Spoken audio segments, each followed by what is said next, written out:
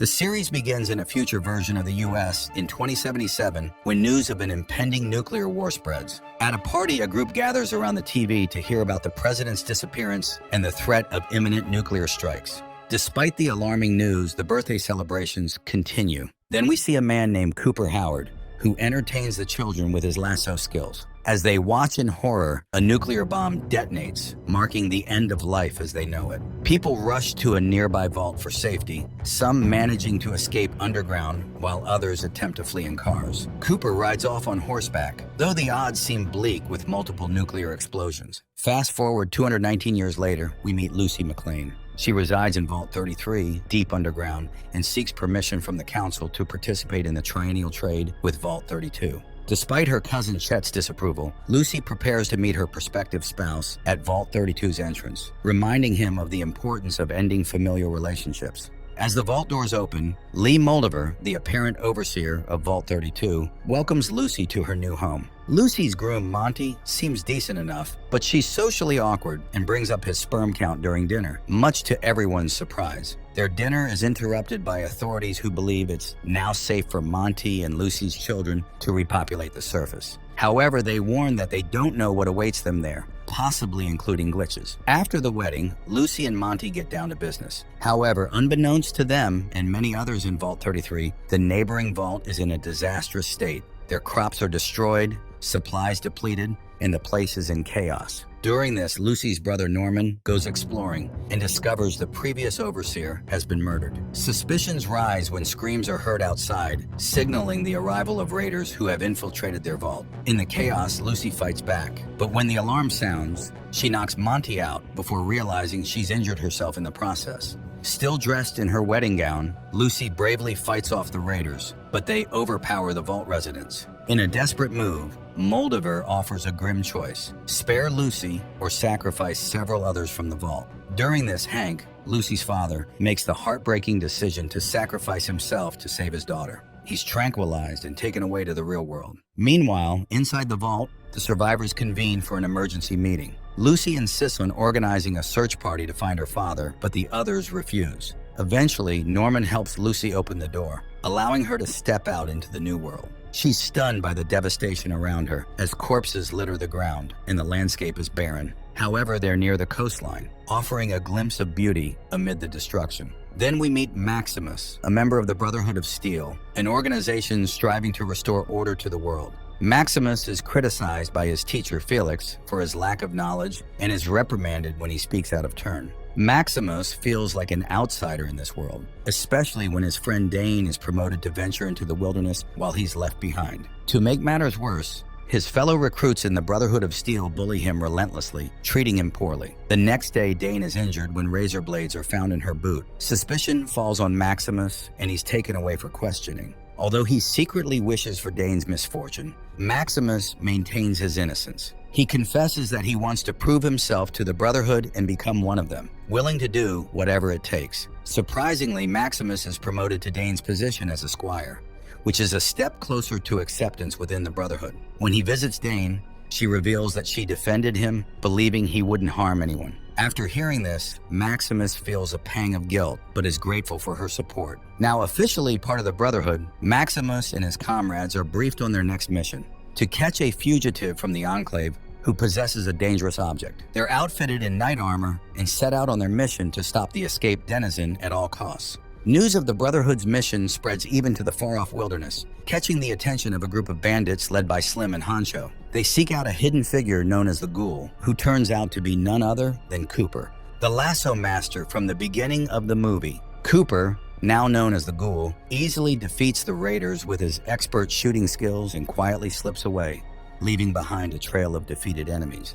We're introduced to a new character, Wilzig, who works for the Enclave. He's part of a group of scientists working on breeding top-notch dogs. Unfortunately, if the newborn pups don't meet a certain weight requirement, they're put down. Wilzig seems to be up to something shady, especially when he injects himself with a mysterious pill. His favorite dog, CX-404, is his faithful companion, raised since it was a pup. When another scientist discovers Wilzig's actions and sounds the alarm, CX-404 protects its master by attacking the intruder. Wilzig seizes the opportunity to flee with CX-404 into the wilderness. It is revealed that this dog is a valuable target pursued by both the Brotherhood and the Ghoul. While Lucy persists in her search for her father, she sets up camp for the night. Her fire catches the attention of Wilzig, who warns her about the dangers of drawing attention to herself. He advises her to adapt to the harsh reality of their world and suggests that her priorities may change as she grows accustomed to it. After delivering his warning, Wilzig disappears into the night, leaving Lucy to tend to her fire. Fortunately, nothing threatening approaches her camp. Meanwhile, Wilzig and CX-404 venture into an area contaminated with radioactive waste. The dog discovers a severed hand, indicating the presence of a dangerous creature nearby. This encounter coincides with Maximus, who finds himself tagging along with Knight Titus on a mission. They reach the entrance of a cave armed with a large gun and head inside together. Titus instructs Maximus to search deeper into the cave for their target. As Maximus explores, the enemy unexpectedly appears behind Titus, who flees the cave, leaving Maximus to face the threat alone. After a fierce battle, Maximus defeats the creature, but Titus continuously belittles him. Fed up with the insults, Maximus decides not to save Titus and instead plans to take his armor and capture the target himself to prove his worth. The next morning, Lucy arrives at an abandoned house seeking directions. The owner informs her that the nearby city of Philly is just over the hill, but warns her of its dangers. When he mentions he hasn't seen her father either, he suggests becoming a father figure to Lucy's children. Despite his offer to sell her the rundown house, Lucy politely declines. Later, Lucy finds herself in the same woods as Maximus and follows a group of people to Philly. While there, she catches the attention of the Ghoul, who watches her from a distance. At a nearby shop, Lucy inquires about Moldover, which immediately changes the shopkeeper's demeanor. She warns Lucy to leave, indicating that staying will only bring trouble upon her. After leaving the shop, Lucy encounters Wilzig once again, who warns her about the drastic differences between the world above ground and life in the vaults. However, their conversation attracts the attention of the Ghoul, who decides to take advantage of the situation by pointing out the bounty on Wilzig's head. Ma June, the shop owner, reveals that she's been paid a significant amount of bottle caps to ensure Wilzig's safe passage to Philly. Without waiting for a response, the Ghoul shoots off Wilzig's foot. After this, chaos erupts in town over the bounty on the Ghoul's head. Meanwhile, Lucy sneaks into the shop and finds Moldover's name in June's logbook. As she searches further, she spots a gun hanging on the wall and decides to take it for herself. As Lucy faces off against the Ghoul outside the shop, Maximus arrives just in time wearing his armor, shielding her from a fatal blow. While Maximus and the Ghoul engage in a fierce battle in the main square, Lucy and June team up to bring Wilzig inside for safety. With the help of June's associate, Barv, Wilzig's injured leg is treated with a metal prosthetic, allowing him to recover. Meanwhile, Maximus struggles to control his suit, realizing he needs to improve his skills through additional challenges. As for the Ghoul, he tends to CX-404's injuries after initially harming the dog. Using a stim pack to heal him, the Ghoul plans to use the dog's keen sense of smell to track down Wilzig.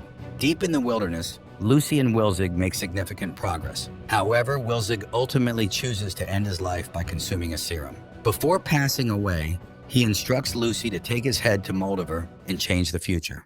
In a flashback, we glimpse Cooper's life before the nuclear war. He's on a movie set for a Western, but he's unsure about the script's direction, particularly the scene where he's supposed to kill a criminal. Cooper voices his concerns to the director, who explains that the scriptwriter was fired due to his communist beliefs, and they're now aiming for a New America theme. Back in the present, the Ghoul finally catches up to Wilzig, accompanied by CX-404. However, they only find the severed remains of their target. Determined to find Lucy, the Ghoul follows her trail, suspecting she's headed towards the city. Meanwhile, Lucy presses on through the wilderness, drawing closer to the irradiated city on the horizon. Ignoring Wilzig's advice, she lights a fire late at night. As she examines Wilzig's head, she notices something peculiar on the side of his neck. Meanwhile, Maximus is forced to impersonate Titus over the radio to calm down his superior, who is worried about their progress. However, when Maximus mistakenly mentions that his squire has died, he quickly realizes his error and destroys the radio to cover his tracks.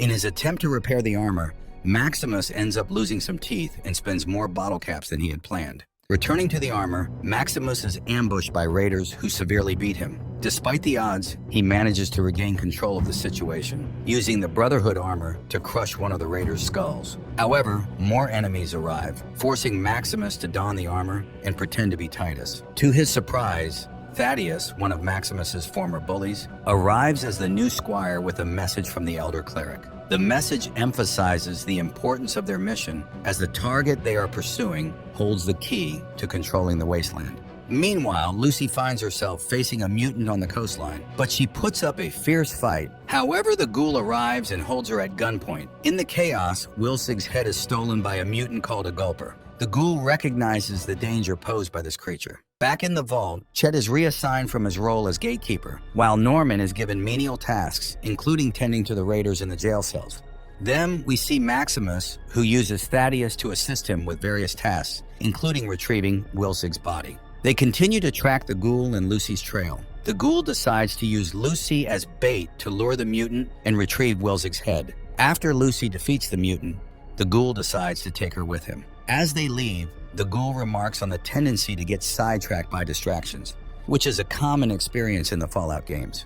On the other hand, as Thaddeus and Maximus navigate through the wilderness, Thaddeus opens up about his past, admitting that he used to be the target of bullying within the Brotherhood until Maximus arrived and became the new focus. Unaware that Maximus is actually inside the power armor, Thaddeus shares his remorse for his past actions. They eventually reach the area where the Gulper resides. Entering the water, they confront the Gulper once more as it prepares to attack. Working together, Maximus and Thaddeus defeat the creature, causing it to regurgitate various items, including Wilsig's head. During this, CX-404, Wilsig's loyal dog, joins them and begins to investigate the head.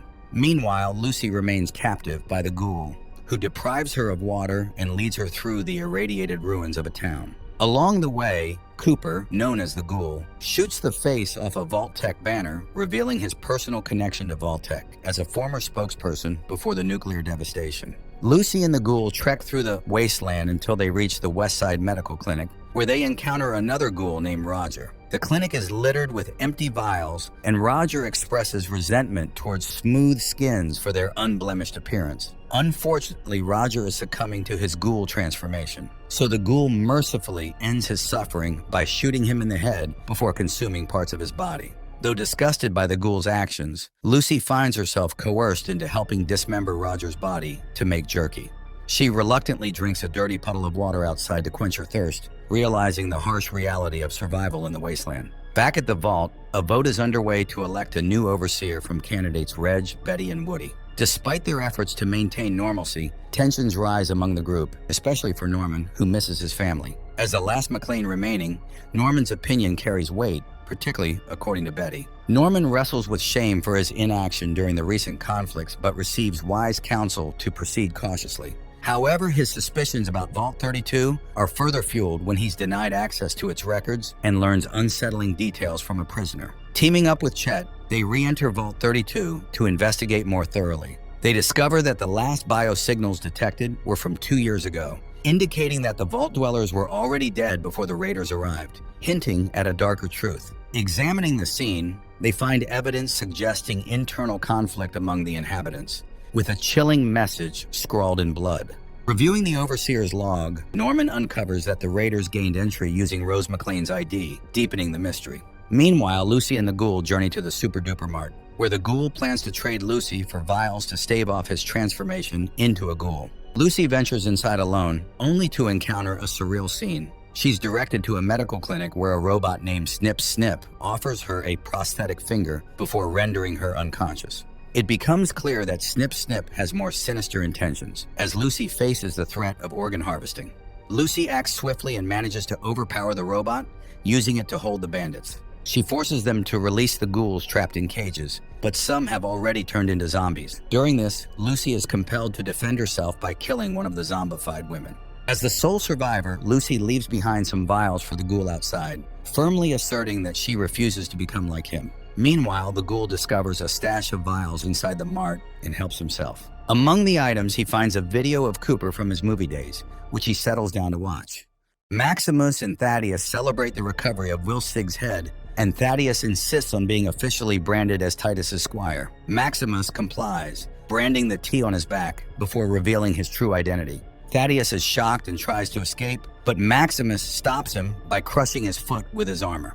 Thaddeus removes the fusion core from the suit, leaving Maximus trapped inside with limited air. Suddenly, some rad roaches begin to attack the armor, but Lucy arrives just in time to fend them off. In exchange for some radaway to treat her radiation poisoning, Lucy helps Maximus out of the armor. Despite her distrust of surface dwellers, Lucy decides to trust Maximus, and it proves to be the right choice, although she passes out shortly afterward. Meanwhile, Norman and Chet explore Vault 32 to uncover why Rose's Pip-Boy would have opened the gate. They discover more dead bodies at the gate to Vault 31, indicating an attempt to enter. A message in blood on the wall suggests that someone knew what was inside Vault 31. When they return, Betty is suspicious of them, but doesn't confront them directly. When Lucy wakes up with a Radaway I-4 in her arm, she finds Maximus hiding his armor beneath metal and blankets. They agree to work together to retrieve Wilzig's head. Lucy has a tracker to locate it, and in return she wants help from the Brotherhood to rescue her father. In Vault 33, the election takes place, with Betty, Woody, and Reg as candidates.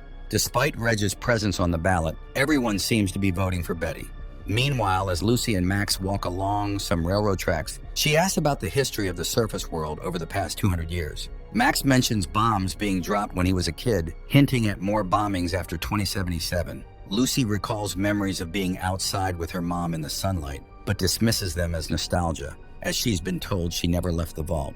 On the other hand, Norman continues his research in the Vault 33 archives and discovers a pattern. Almost every member who came from Vault 31 in trades ended up becoming overseer of Vault 33, including Betty. The election results confirm Betty's victory with 98% of the votes. Meanwhile, Lucy and Max encounter two suspicious individuals on a bridge. Both parties claim to be unarmed, but it's a lie. They agree to let each other pass, but the strangers attempt to ambush them. Max defends himself and Lucy, revealing the strangers to be friends planning to harm them. After this, Lucy expresses her disdain for the surface world, saying, "I hate it up here." Back in the vault, Woody, disappointed by the election results, hears the saying, "When things are glum, vote for someone from Vault 31." This aligns with Norman's findings, suggesting a connection between Vault 31 and 33. Chet dismisses it as a clever slogan, but Norman suspects there's more to it. Meanwhile, Chet is preoccupied with Stephanie and their newborn baby. When Norman asks about the differences in Vault 31, Stephanie only recalls that the mashed potatoes there were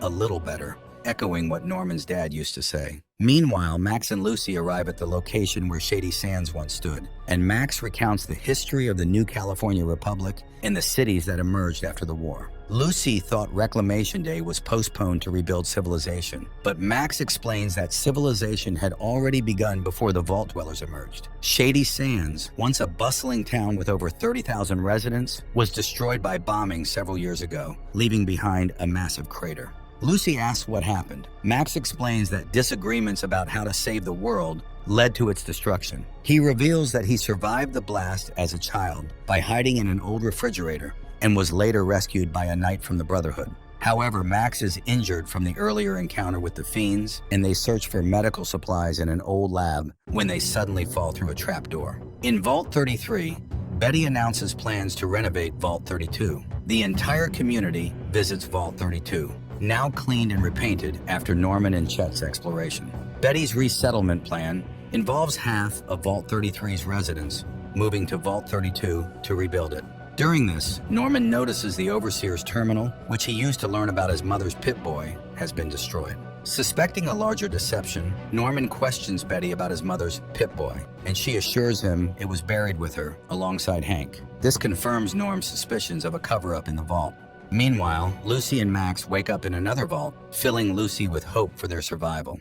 Then we see Cooper Howard's advertisement for Vault 4 play against a black and white background, highlighting its occupation by scientists with a total of 80 individuals conducting a 5-year trial. This hints at where Maximus and Lucy might be, but the focus is on Cooper, who is enjoying his role as the face of Vault Tech and living the high life.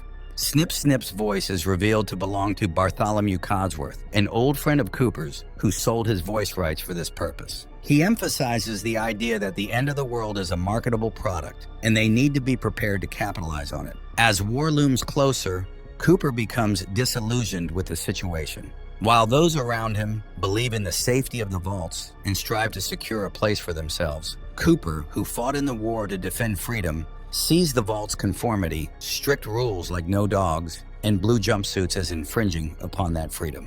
Even his wife Barb is trying to secure a spot in one of the vaults for their family. In the present, the ghoul finds himself captured by government agents who take him to their leader, Sorrel. Despite being caught, the ghoul manages to reattach his severed finger. As they converse, the ghoul mentions Moldaver, whom Sorrel considers extremely dangerous. When Sorrel lets his guard down, the ghoul swiftly eliminates him and his subordinates. Cooper recognizes Moldaver from a wanted poster in the bar, recalling her as his biggest fan from flashbacks. Meanwhile, Lucy and Maximus are treated in the vault and told they'll be observed for a few hours to ensure they're free of radiation. Lucy, unaware of the situation, suggests they wait it out and casually proposes intimacy, but Maximus declines. Their room is labeled test subjects, hinting at something ominous. They meet the overseer, who seems to have an interest in them. It becomes apparent that many vault residents are some sort of hybrid humans. Lucy questions the overseer about level 12, which he earlier mentioned was off limits. He abruptly ends the conversation and orders her to leave after she mentions it, spitting out his drink in surprise. Maximus, meanwhile, enjoys the amenities of the vault, including a hot shower and access to standard Fallout gear like sugar bombs. He's directed to Unit 428, where he finds supplies and comforts. On the other hand, Lucy discovers a model of Shady Sands and a timeline on a chalkboard, revealing that the vault is now under the control of the New Californian Republic. This realization is underscored by the familiar Fallout theme, adding depth to the moment. During a meeting, Lucy and the other vault dwellers are introduced to a surface dweller tradition involving worshiping the Flame Mother through ritualistic activities like covering themselves in ashes and drinking blood. Lucy is disturbed by the ritual, feeling out of place. Determined to uncover the truth, Lucy heads to floor 12, where she encounters resistance from a scientist named Birdie. Despite her efforts, Lucy is caught, leaving Maximus unaware of the unfolding events as he remains in his room. We see two wanderers searching for something with metal detectors. These are the lead farmers, but they return home to find the ghoul in their kitchen, much to the father's displeasure. Despite his annoyance, he agrees to answer Cooper's questions. They reveal that their son Tommy is involved with Moldaver's crew, believing in her mission to fix the world. Unfortunately, Tommy's involvement has led to tragedy, with their eldest son Rufus being killed by the ghoul. Tommy reluctantly discloses that Moldaver is at the observatory before being shot by the ghoul. In the past, Cooper clashes with Moldaver, who reveals her knowledge of Cooper's wife Barb. Moldaver seeks revenge against Vault-Tec and wants Cooper's help. She explains the ongoing resource war and her belief that those not aligned with communism are insane. Cooper bugs his wife's Pip-Boy to investigate further. Meanwhile, Lucy is handcuffed in Vault 4 and shown footage of the scientists, including Overseer Hawthorne being attacked by a gulper.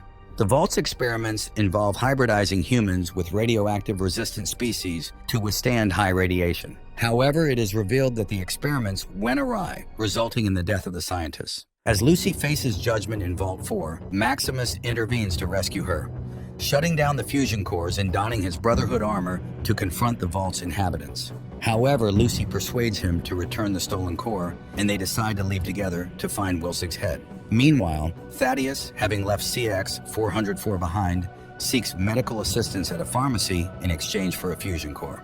The doctor heals him, but inadvertently turns him into a ghoul in the process. As Thaddeus awaits his ride outside the pharmacy, he is unexpectedly impaled through the neck. Lucy and Maximus arrive just in time to witness the attack, realizing the doctor's treatment has transformed Thaddeus. With the ghoul and CX-404 closing in, Lucy and Maximus face a new threat and must decide their next move carefully. Meanwhile, as Norman delves deeper into Vault 31, he is confronted with shocking sights. The vault appears deserted, with signs of struggle and decay evident everywhere. Norman cautiously explores further, uncovering clues that hint at the true nature of the vault's inhabitants. Maximus returns to the Brotherhood, but things don't go smoothly when he presents the wrong head to the Elder. However, Dane stands up for him, showing loyalty. Maximus reveals the truth and offers to lead them to a valuable relic. The Elder sees potential in Maximus and agrees to his plan. Meanwhile, Lucy finds her father alive in Moldaver's base and offers her food in exchange for his release.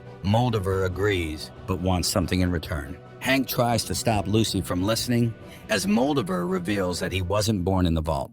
Meanwhile, Norman discovers a brain in a jar in Vault 31, which has 50% of Hank's DNA, but isn't Betty. He also finds something called buds, which are test tube babies created to sustain humanity. In the past, Cooper learns that Vault-Tec is plotting against the world by orchestrating the apocalypse to ensure their survival. Barb suggests using interconnected vaults as scientific experiments for humanity's salvation. In the three vaults, Vault 31 houses executives in cryogenic freezing, while Vaults 32 and 33 serve as breeding pools for selectively chosen companions. These individuals are genetically engineered to breed with the buds to create a class of super managers who will inherit the Earth after wiping the surface clean. This revelation aligns with the shocking truth that the government intentionally dropped the bombs to establish a monopoly. Hank, Lucy's father, was actually Barb's new assistant, and his conversation with Barb reveals the truth about the government's actions. After this, Barb's words echo the iconic line from Fallout games. War never changes. In the present, Dane confesses that they harmed themselves with a razor blade out of fear of going into the wilderness. As for Moldiver's motives for taking Hank, it all traces back to Lucy's mother, Rose. Rose suspected that something was diverting water away from the vaults, hinting at a possible return of civilization on the surface. Hank dismissed her theory, leading to their rift and Rose's departure in search of the truth. Therefore, Lucy's childhood story about feeling the sun's warmth was not just a tale, it was a memory. She and Norman actually lived outside the vaults with their mother, Rose, until Hank arrived and destroyed the city, forcing them into the vaults. This dark past sheds light on Vault-Tech's ruthless tactics to eliminate competition. Now, Hank and Moldiver want Lucy's allegiance, but the revelation about Rose's fate adds a new dimension to the conflict. During this, we see Rose turned into a ghoul as she sits at the table, disproving the story of her burial concocted by Betty and Hank. It is revealed that the cold fusion inside Wilsig's neck holds the key to restarting civilization. As Lucy prepares to activate the power, alarms blare, signaling the arrival of the Brotherhood. This impending threat adds urgency to Lucy's decision. As the Brotherhood clashes with the NCR, Lucy realizes the timeless truth that war never changes. The ghoul, capitalizing on the chaos, exploits the Brotherhood's vulnerabilities and swiftly dispatches their soldiers. Amid the darkness and confusion, Maximus arrives, freeing Hank from captivity. However, tensions rise when Maximus learns of Hank's role in the tragedy at Shady Sands. In a surprising turn, Hank dons Brotherhood armor, incapacitates Maximus, and demands Lucy's compliance. Unwilling to surrender, Lucy arms herself. But before the situation escalates, the ghoul intervenes. Cooper confronts Hank for answers about his missing family, but Hank escapes, leaving more questions than answers. Cooper proposes teaming up with Lucy to uncover the truth behind Hank's actions and confront their creators. During this, Lucy mercifully ends her mother Rose's suffering before joining the gunslinger on their quest. With a kiss to an unconscious Maximus, Lucy bids farewell and sets off. Meanwhile, Norman, trapped in Vault 31, contemplates his fate. With no apparent escape, he reluctantly prepares to enter cryogenic sleep. The focus then shifts back to Maximus, who awakens amidst the aftermath of the conflict. With Moldiver's final act, she activates the cold fusion, restoring power to the nearby city before succumbing to her wounds. During this, Dane arrives on the scene and mistakenly believes Maximus to be her killer, praising him as a hero. Now, Maximus begins to question his loyalties. Elsewhere, Lucy and the gunslinger reach Hollywood, pressing forward on their journey. Meanwhile, Hank finds refuge in the iconic settlement of New Vegas. This is where the series ends.